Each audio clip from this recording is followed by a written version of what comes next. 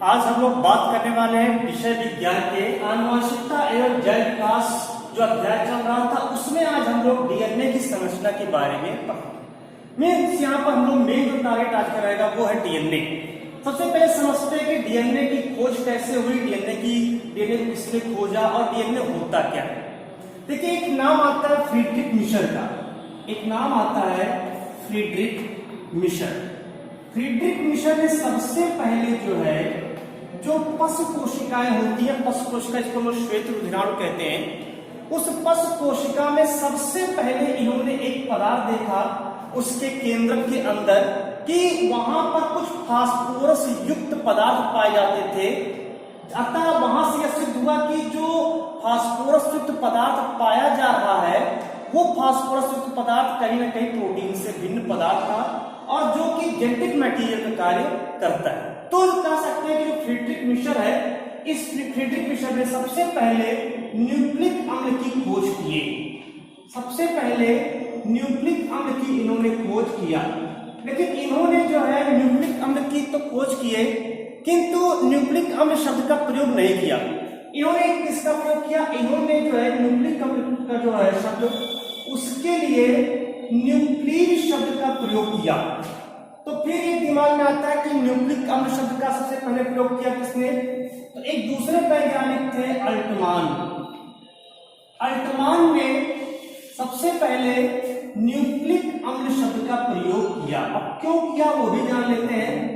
Nucleic अम्ल क्योंकि यहाँ पर इन्होंने मेंशन किया कि इसमें फास्फोरिक अम्ल पाया जाता है, तो उस फास्फोरिक अम्ल की उपस्थिति के कारण इसको उन्होंने जो न्यूक्लिन शब्द था उसको न्यूक्लिक अम्ल में परिवर्तित कर दिया। जो न्यूक्लिक अम्ल होता है दो प्रकार का होता है। न्यूक्लिक अम्ल जो है वो दो प्रकार का है, एक होता है डीएनए और दूसरा होता है आरएनए। तो क्लास 5 स्कूल में केवल डीएनए है और डीएनए को आज हम लोग को पढ़ना है। यह डीएनए जिसे हम लोग डीऑक्सीराइबोस न्यूक्लिक अम्ल के नाम से जानते हैं, या कह सकते हैं इंग्लिश में डीऑक्सीराइबोस न्यूक्लिक एसिड के नाम से डीएनए को जानते हैं। अब मैं बात करूंगा यहाँ पर डीएनए की।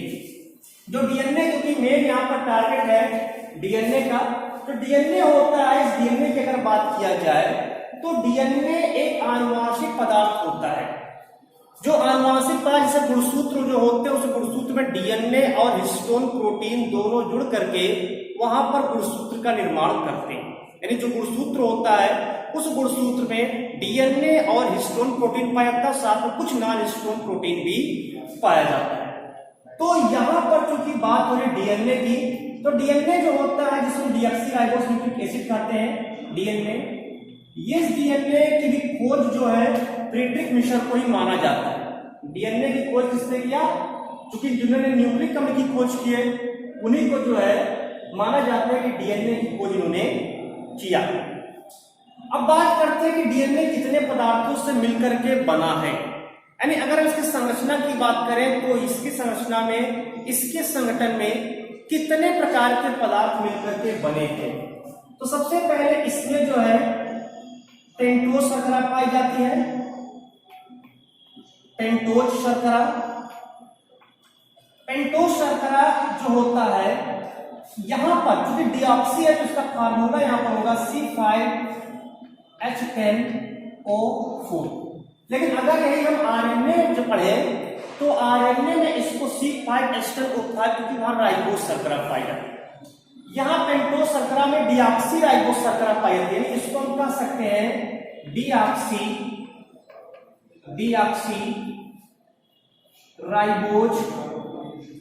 डीऑक्सीराइबोज शर्करा के नाम से जानते हैं। तो इसमें डीऑक्सीराइबोज शर्करा पाया जाता है जिसका सूत्र होता है C5H10O4। दूसरा इसमें पदार्थ पाया जाता है फास्फोरिक अम्ल। दूसरा इसमें पदार्थ होता है वो है फास्फोरिक अम्ल। फास्फोरिक अम्ल यहां पर जो होता है वो H3PO4 के रूप में होता है। ठीक है, यही फास्फोरिक अम्ल के कारण जो न्यूक्लियन था उस न्यूक्लियन को न्यूक्लिक अम्ल कहा गया। और तीसरा इसमें पदार्थ पाया जाता है नाइट्रोजनीय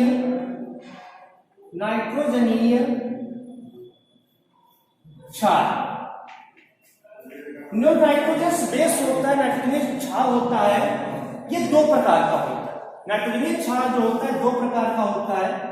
एक होता है प्यूरीन। अब प्यूरीन भी जो होता है ये भी दो प्रकार का होता है, तो यही पर हम इसको लिख दे रहे हैं। एक होता है एडेनिन, एडेनिन, और दूसरा होता है ग्वानिन। दूसरा इसमें जो होता है ये पिरिमिडीन होता है, पिरिमिडीन, पिरिमिडीन। डीएनए में ये भी दो प्रकार का होता है, वैसे तो पिरिमिडीन 3 प्रकार के होते हैं, तीसरा आरएनए का होता है, तो उसकी हम लोग बात नहीं कर रहे हैं, हम केवल यहां पर बात कर रहे हैं डीएनए की। तो एक इसमें होता है साइटोसिन, साइटोसिन, और एक होता है थाइमिन। तो इस तरह से जो है जो नाइट्रोजनिक क्षार होते हैं उसमें दो होते हैं, प्यूरीन होता है और दूसरा पिरिमिडीन होता है। अगर इसको बहुत डिटेल में आप पढ़ना चाहते हैं इस डीएनए को, तो इसका वीडियो इसी चैनल पे आपको उपलब्ध हो जाएगा, वहां पर आप जाएंगे तो आप जो डीएनए की स्ट्रक्चर है, स्ट्रक्चर आप डीएनए मॉलिक्यूल्स, उसमें आप उसको डिटेल में पढ़ सकते हैं। अभी मैं यहाँ पर केवल हाई स्कूल लेवल की बात कर रहा हूं। तो यहाँ पर 3 पदार्थों से मिलकर के बना एक पेंटोस शर्करा, फास्फोरिक अम्ल और नाइट्रोजनिक क्षार। कैसे इसकी संरचना बनती हुई यहाँ पर देखेंगे। संरचना में थोड़ा सा यहाँ पर केमिस्ट्री यूज होगा, क्योंकि केमिस्ट्री पर ही पूरा डिपेंड है डीएनए। तो यहाँ पर अगर आप देखें तो जो पेंटोस शर्करा है, डीऑक्सीराइबोस शर्करा, उसके हम एक स्ट्रक्चर बना ले रहे हैं, ये हो गया। इस वाले में इस चीज को ध्यान देना है कि पहला कार्बन अगर इधर रखते हैं तो हाइड्रोक्सिल ऊपर रहेगा, H यहाँ पर रहेगा। क्योंकि इसमें एक ऑक्सीजन की कमी होती है, C5H12O4 इसका फार्मूला है। तो यहाँ पर जो दूसरे नंबर का कार्बन है, यानी कि दूसरे नंबर के कार्बन पर 2 जगह हाइड्रोजन होगा, तीसरे नंबर का जो कार्बन है यहाँ पर OH नीचे होगा, H यहाँ पर होगा, और चौथे नंबर के कार्बन पर यहाँ हाइड्रोजन होगा, और पांचवा जो कार्बन है इसके साथ CH2OH जुड़ा रहेगा। तो ये फार्मूला हो जाता है पेंटोस शर्करा का, एक जो है रिंग स्ट्रक्चर फार्मूला होता है। ये बन गया हमारा पेंटोस शर्करा। अब दूसरा चीज इसमें आता है नाइट्रोजनिक क्षार। अब चूंकि क्षार 4 प्रकार के एडेनिन है, ग्वानिन है, साइटोसिन, थाइमिन है, सबके अलग अलग स्ट्रक्चर है। अगर हम प्यूरिन पढ़ते हैं तो प्यूरिन का द्विरिंग स्ट्रक्चर होता है, एक उसमें पिरिमिडीन रिंग होता है और दूसरा इमिडाजोन रिंग होता है, ठीक है। उसी प्रकार पिरिमिडीन में केवल एक ही रिंग होता है, केवल पिरिमिडीन रिंग होता है। तो कोई भी यहाँ पर हम बना लेते हैं, मान लेते हैं हम यहाँ पर थाइमिन का बना या साइटोसिन का बना सकते हैं। थाइमिन का अगर हम बनाते हैं तो उसका स्ट्रक्चर कुछ इस प्रकार से होगा, ये थाइमिन का स्ट्रक्चर है। थाइमिन एक चीज यहाँ पर ध्यान रखना है कि यहाँ पर जो है ऑक्सीजन रहेगा और यहाँ पर मेथिल ग्रुप जुड़ा रहेगा। मेथिल ग्रुप जुड़ा रहेगा तो वहां पर थाइमिन होता है, और इसके बाद यहाँ पर भी ऑक्सीजन रहेगा, और बाकी जो यहाँ पर है जो पहला कार्बन है इसके साथ हाइड्रोजन, यहाँ पर नाइट्रोजन भी रहेगा, नाइट्रोजन के साथ हाइड्रोजन होगा, और उसके बाद यहाँ पर भी नाइट्रोजन रहेगा। पहले और तीसरे पोजीशन पर नाइट्रोजन होता है, पहला, दूसरा, तीसरा। तो तीसरे पोजीशन पे नाइट्रोजन और यहाँ मेथिल ग्रुप, इसका मतलब थाइमिन है। अब इसमें से क्या करेगा, ये हाइड्रोजन और ये हाइड्रोक्सिल आपस में जुड़ेगा, और जो ये जुड़ रहा है तो ये यहाँ पर जुड़ करके H2O के रूप में यहाँ पर बन जाता है, बाहर निकल जाता है, और प्लस H2 यहाँ पर निकल गया। फिर एक अब इस नाइट्रोजन को इसे जोड़ देते हैं। फिर एक क्वेश्चन दिमाग में आता है कि सर इसमें बॉन्ड कौन सा बन रहा है। तो यहाँ पर चूंकि शर्करा में यहाँ पर बॉन्डिंग हो रही है, शर्कराओं के बीच में बॉन्डिंग हो रही है, तो चूंकि नाइट्रोजन शेष बच रहा है, जिसको हम नाम दे देंगे N glycosidic bond, N glycosidic bond. Glyco मतलब होता है शुगर, ग्लाइको मतलब शुगर, सिडिक मतलब होता है बाइंडेज, यानी कि उसको बाइंड करना। तो जब जहां पर शर्करा के अणुओं के मध्य में बंध लगता है तो उसको लोग ग्लाइकोसिडिक बंध कहते हैं। अब ये स्ट्रक्चर क्या बन गया, this structure is also known as, यहां पर एडिनोस को क्या नाम है, इसको कहेंगे डिऑक्सी न्यूक्लियोसाइड, इसको हम नाम देंगे डिऑक्सी न्यूक्लियोसाइड। ये क्या बन गया पूरा, अब स्ट्रक्चर क्या बन गया है, इसको हम कह सकते हैं डिऑक्सी न्यूक्लियोसाइड कहें या केवल हम न्यूक्लियोसाइड भी लिख सकते हैं। ये बन गया न्यूक्लियोसाइड। अब चूंकि मैं पहले बता चुका हूं कि 4 प्रकार के क्षार होते हैं तो 4 प्रकार के न्यूक्लियोसाइड भी बनेंगे, यानी अभी हम उसकी बात करेंगे। अभी तो पहले केवल इसका स्ट्रक्चर जान ले, फिर चारों न्यूक्लियोसाइड और चारों न्यूक्लियोटाइड के बारे में बात करेंगे। अब इसके बाद ये बचा क्या है, एक फास्फोरिक अम्ल बचा है। अब फास्फोरिक अम्ल आकर के इससे जुड़ेगा। अब ये यहां पर जो है OH OH और OH, ये H3PO4 स्ट्रक्चर बन गया। अब इसका हाइड्रोजन और इसका हाइड्रोक्सिल यहां पर जो है जुड़ गया। अब ये हाइड्रोजन और हाइड्रोक्सिल जुड़ेगा तो ये यहां से निकल करके H2O का एक अणु बना लेगा प्लस H2O, ये बाहर निकल गया। अब इस ऑक्सीजन को यहां पर हम जोड़ देंगे। अब देखिए यहां पर एक ऑक्सीजन शेष बच रहा है, इसका मतलब यहां एस्टर बॉन्ड बन रहा है और फास्फोरस में बन रहा है, इसका नाम रखेंगे फास्फो एस्टर बॉन्ड। इस बॉन्ड का क्या नाम होगा, फास्फो एस्टर बॉन्ड। अब ये संरचना जो बन करके आई है इसको कहते हैं यहां पर न्यूक्लियोटाइड। अब इस स्ट्रक्चर को हम लोग कहते हैं न्यूक्लियोटाइड। न्यूक्लियोटाइड क्या है, न्यूक्लियोटाइड जो होता है किसी भी डीएनए का एक इकाई होता है। डीएनए का जो अणु होता है वो काफी लंबा होता है, तो वो डीएनए के जो अणु, जैसे मान लेते एग्जांपल, एक दीवार खड़ी है, एक दीवार खड़ी है, उस दीवार में मान लेते हैं कि 100 ईंट है, तो एक ईंट उसकी इकाई होगी। ऐसे ही डीएनए की जो लंबी श्रृंखला होती है उसमें एक इकाई जो होता है वो होता है न्यूक्लियोटाइड। ये न्यूक्लियोटाइड उसकी एक इकाई होती है। तो न्यूक्लियोसाइड जो बना, एक सबसे पहले न्यूक्लियोसाइड देख रहे हैं कि किसको कहते हैं। न्यूक्लियोसाइड में अगर हम यहां पर लिख करके समझे तो लिख सकते हैं इसमें न्यूक्लियोसाइड में क्या क्या होता है। एक तो डीऑक्सीराइबोज शर्करा है, डीऑक्सी राइबोज शर्करा है, और प्लस इसके साथ क्या है, कोई एक नाइट्रोजनीय क्षारक है, नाइट्रोजनीय क्षार। ये बन गया, क्या बन गया, ये बन गया न्यूक्लियोसाइड। अब चूंकि नाइट्रोजनीय क्षार 4 प्रकार के हैं, एडेनिन है, ग्वानिन है, थाइमिन है, साइटोसिन है, तो 4 प्रकार के बनेंगे। तो जैसे अगर मान लीजिए एडेनिन आकर के जुड़ रहा हो तो उसको हम कहेंगे डीऑक्सी एडिनोसिन, डीऑक्सी एडिनोसिन। अगर मान लेते हैं वहां पर जो है ग्वानिन आके जुड़ रहा है तो उसको नाम देंगे डीऑक्सी ग्वानोसिन।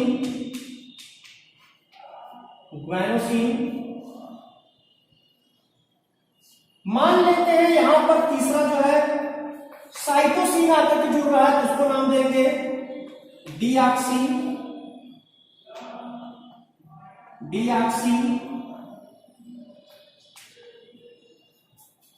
साइटोसिन,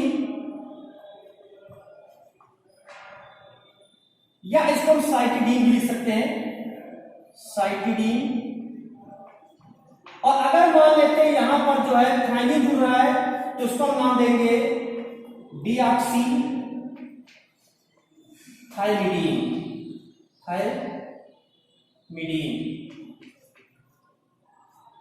तो ये तो हो गया इस जो प्यूरिन और प्यूरिन बेस जुड़ने। यहां पर अगर प्यूरिन में से एडेनिन जुड़ा है तो उसको हम डीऑक्सी एडिनोसिन कहेंगे।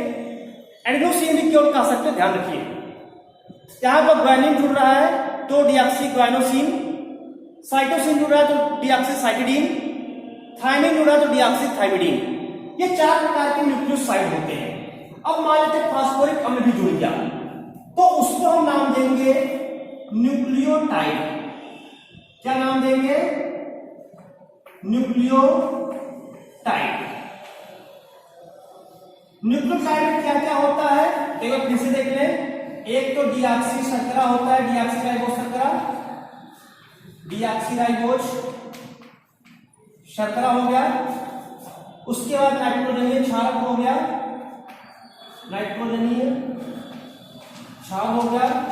और उसके बाद इसमें फास्फोरिक अम्ल भी होता है, फास्फोरिक अम्ल भी होता है। तो ये तीनों प्रकार के जब पदार्थ आपस में मिलते हैं तो न्यूक्लियोटाइड बनता है, जिससे हम लोग डीएनए की एकल इकाई कहते हैं। अब ये भी वही 4 प्रकार के होंगे। अगर मान लेते एडेनिन जुड़ रहा है तो उसको नाम देंगे डीऑक्सी एडिनिलिक अम्ल। मान लेते ग्वानो से जुड़ रहा है डीऑक्सी ग्वानिलिक अम्ल। मान लेते साइटोसिन जुड़ रहा है तो डीऑक्सी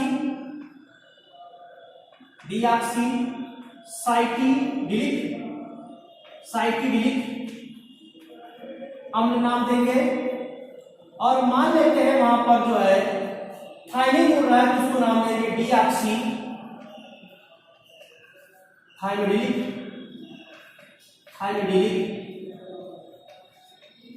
अम्ल नाम देंगे।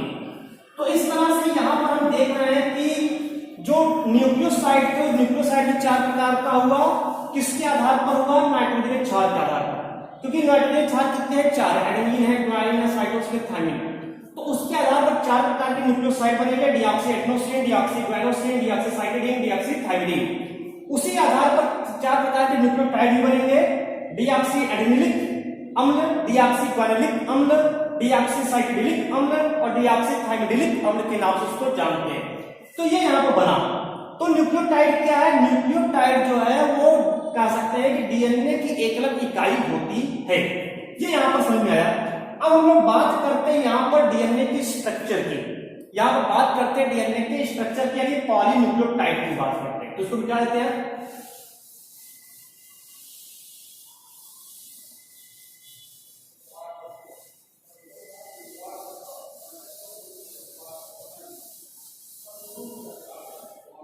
ये यहां पर इसको बना रहने दे रहे हैं।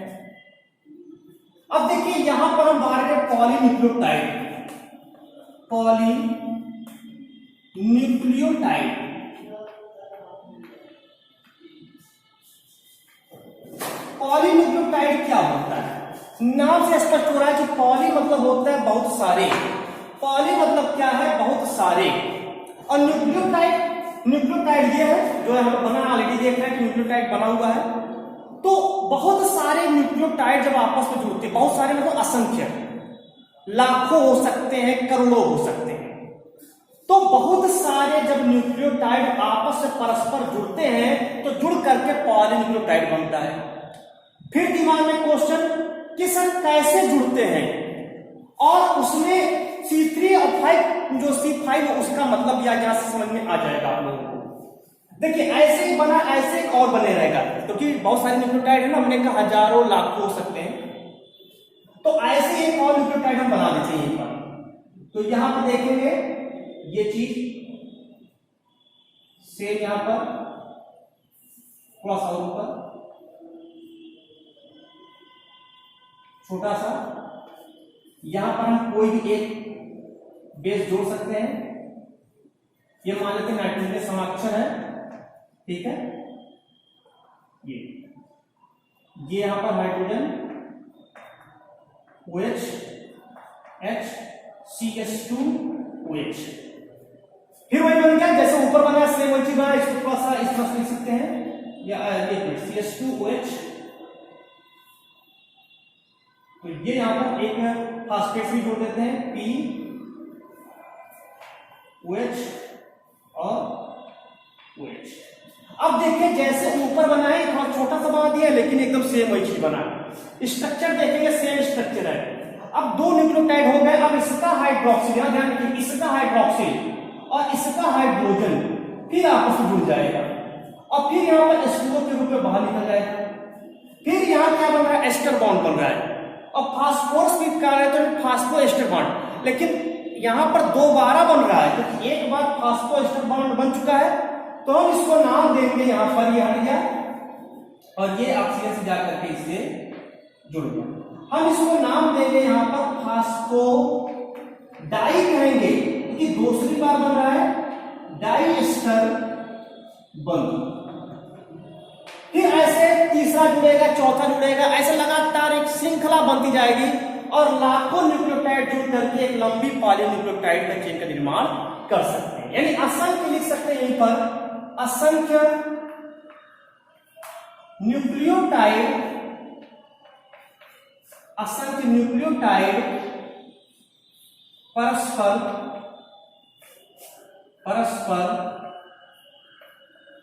फास्फो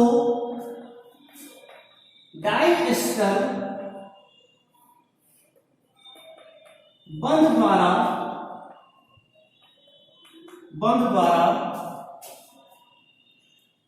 जुड़ जुड़कर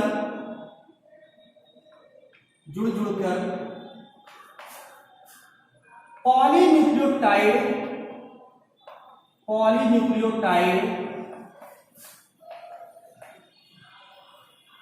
श्रृंखला बनाती है। तो इस तरह से यहां पर पॉलीन्यूक्लियोटाइड का भी जो है आपको पता चला कि पॉलीन्यूक्लियोटाइड होता है। तो ये स्ट्रक्चर होती है, ये एक स्ट्रक्चर। यहां पर देखिए पांचवा कार्बन ऊपर, ये पांचवा कार्बन है, पांचवा कार्बन, और ये तीसरा कार्बन है। तो ये यहां पर जो बन रहा है 5 into 3 बन रहा है। ऐसा जो दूसरा होगा वो 3 into 5 बनेगा। तो अब उसको हम समझेंगे जब पढ़ेंगे इसमें हम लोग वाटसन या क्रिक का डबल हेलिकल मॉडल, उसको आगे समझते हैं। अब इसकी कोई जरूरत नहीं, इसको मिटा सकते हैं यहां पर। तो अब स्टार्ट करते हैं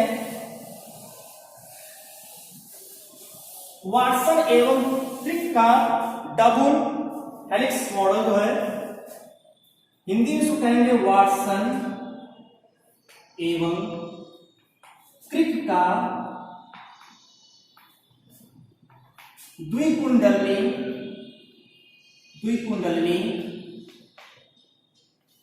संरचना। देखिए इसको जो है, जो इसकी डीएनए की द्विकुंडली संरचना है, डीएनए की द्विकुंडली जो संरचना होती है उसकी बात करें तो उसको सबसे पहले वाटसन और क्रिक ने बताया। हालांकि ऐसा नहीं कि इनसे पहले डीएनए के बारे में नहीं बताया गया था, इनसे पहले जो है यहां पर जो है फ्रैंकलिन ने बताया था, लेकिन इन्होंने उसका 3 डायमेंशनल स्ट्रक्चर दिया था। इसीलिए हम लोग वाटसन और क्रिक को जो है द्विकुंडली संरचना का अगर नाम आता तो वाटसन और क्रिक को कहते हैं। लेकिन सबसे पहले इसको एक्सरे क्रोमेटोग्राफी पेपर पर सबसे पहले चित्र दिया गया था, वो वहां फ्रैंकलिन के द्वारा लिया गया था। लेकिन यहां पर चूंकि कोर्स में केवल वाटसन और क्रिक की बात है तो उसके लोग बात करते हैं। सबसे पहले समझते हैं द्विकुंडली संरचना को एक चित्र से। चित्र बना लेते हैं, यहां पर ध्यान से देखेंगे।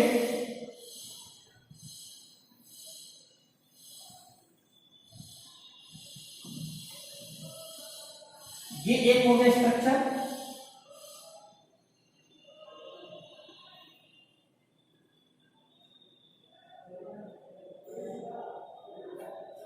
तो एक स्ट्रक्चर क्या हो गया,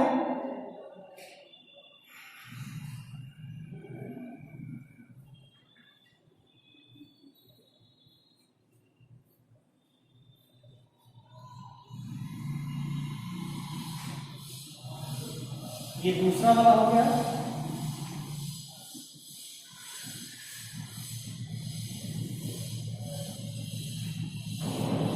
ये यहां पर स्ट्रक्चर।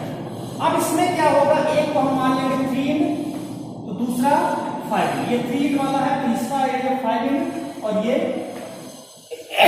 3 होगा। अब यहां पर जो बना स्ट्रक्चर इसकी हम लोग बात करें तो जैसे एक तरह से इसको बना देते हैं,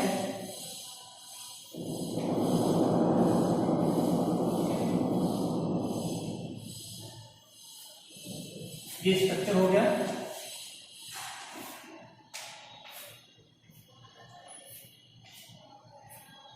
अब इसमें जो है दोनों आपस में जो है यहां पर जैसे एडेनिन है, adenine double hydrogen bond thymine से जुड़ता है, गुआनिन है ट्रिपल हाइड्रोजन बॉन्ड साइटोसिन से जुड़ता है।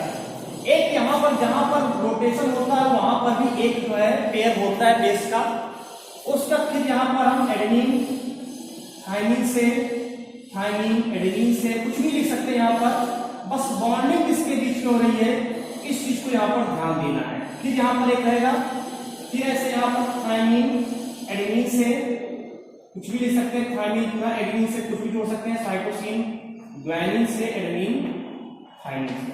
बस यहां ध्यान देना है कि जो है एडेनिन के साथ थायमिन जुड़ेगा। क्या क्या देखना है, एडेनिन के साथ हमेशा डबल हाइड्रोजन बॉन्ड थाइमिन जुड़ेगा और गुआनिन के साथ ट्रिपल हाइड्रोजन बॉन्ड साइटोसिन जुड़ेगा। इस चीज को यहाँ पर ध्यान देना है।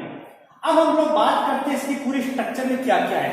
सबसे पहले इसके व्यास की बात करते हैं। ये इसका डायमीटर हो गया, ये इसका व्यास हो गया, ये इसका व्यास। व्यास जो होता है वो 20 एंगस्ट्रॉम होता है, यानी इसको लिख सकते हैं हम यहाँ पर, ये व्यास इसका क्या है, 20 एंगस्ट्रॉम होता है। एक चीज और देख रहे हैं कि दो पॉलीन्यूक्लियोटाइड है एक डीएनए संरचना में, दो पॉलीन्यूक्लियोटाइड, एक पॉलीन्यूक्लियोटाइड ये है और एक पॉलीन्यूक्लियोटाइड ये है, यानी यहाँ और दोनों पॉलीन्यूक्लियोटाइड एक दूसरे के एंटी पैरेलल है, यानी यहाँ पर ये जो है कह सकते हैं प्रति समानांतर होते हैं। तो ये भी लिख सकते हैं कि दो पॉलीन्यूक्लियोटाइड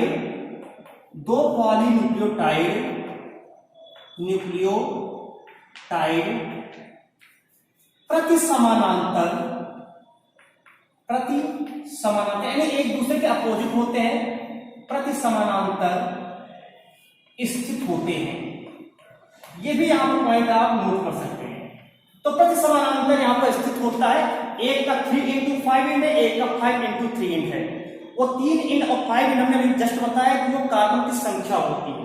ये तीसरा कार्बन ऊपर है, वहां पर पांचवा कार्बन, यानी ये सीधा वाला और ये उल्टा वाला यहाँ पर पॉलीन्यूक्लियोटाइड बन रहा है। ये चीज यहां पर ध्यान देना। इसमें जो है देखेंगे तो दो ग्रुप बन रहा है, एक ग्रुप ये बन रहा है और एक ग्रुप ये बन रहा है। ये छोटा ग्रुप है, ये बड़ा ग्रुप है, यानी खांच जिसको कहते हैं। तो ये जो है लघु खांच है, लघु खांच, और ये जो है दीर्घ खांच है।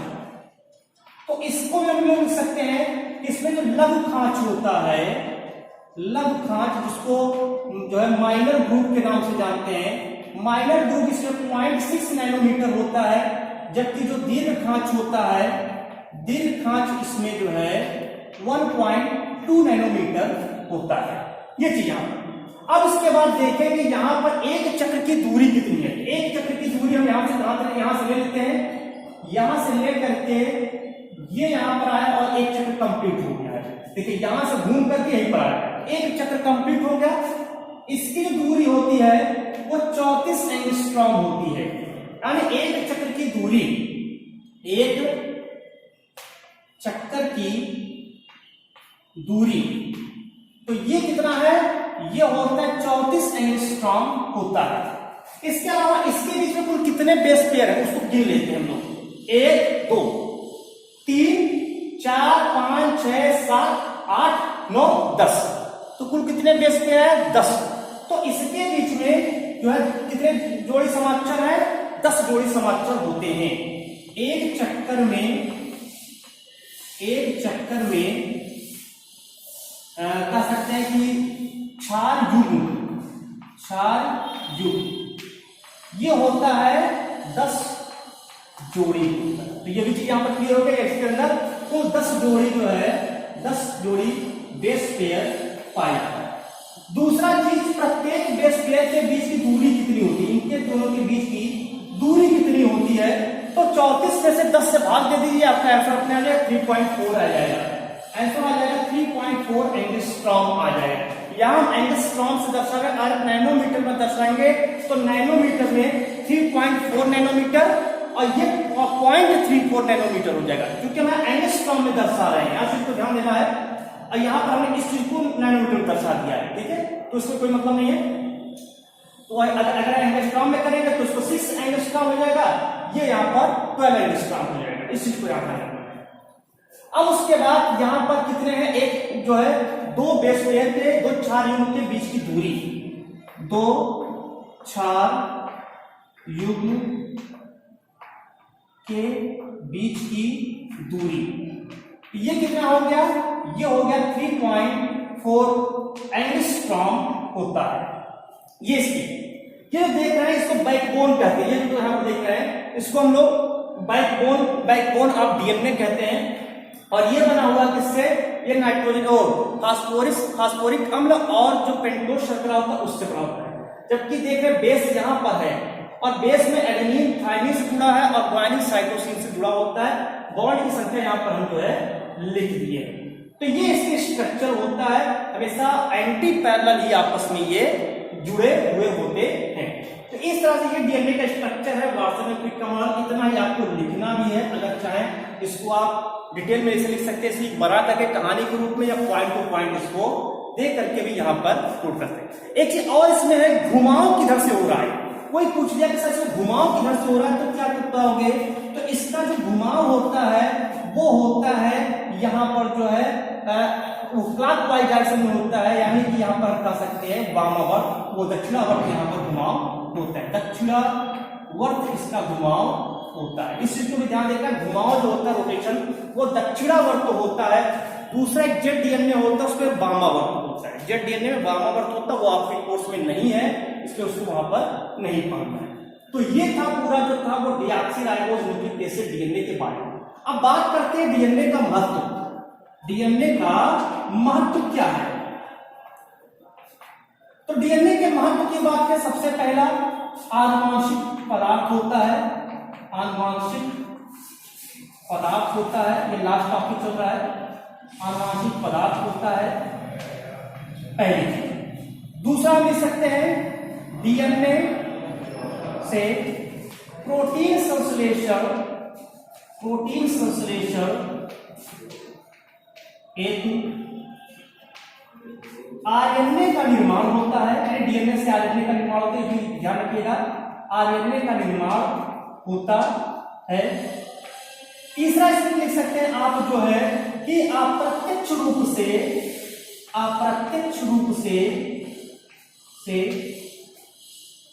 जितनी भी क्रिया है कोशिका की समस्त क्रियाओं का नियमन करता है। इसके बाद क्या है, आनुवांशिक लक्षणों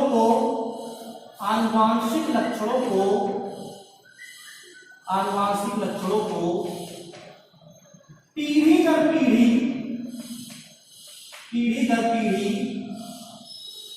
प्रसारित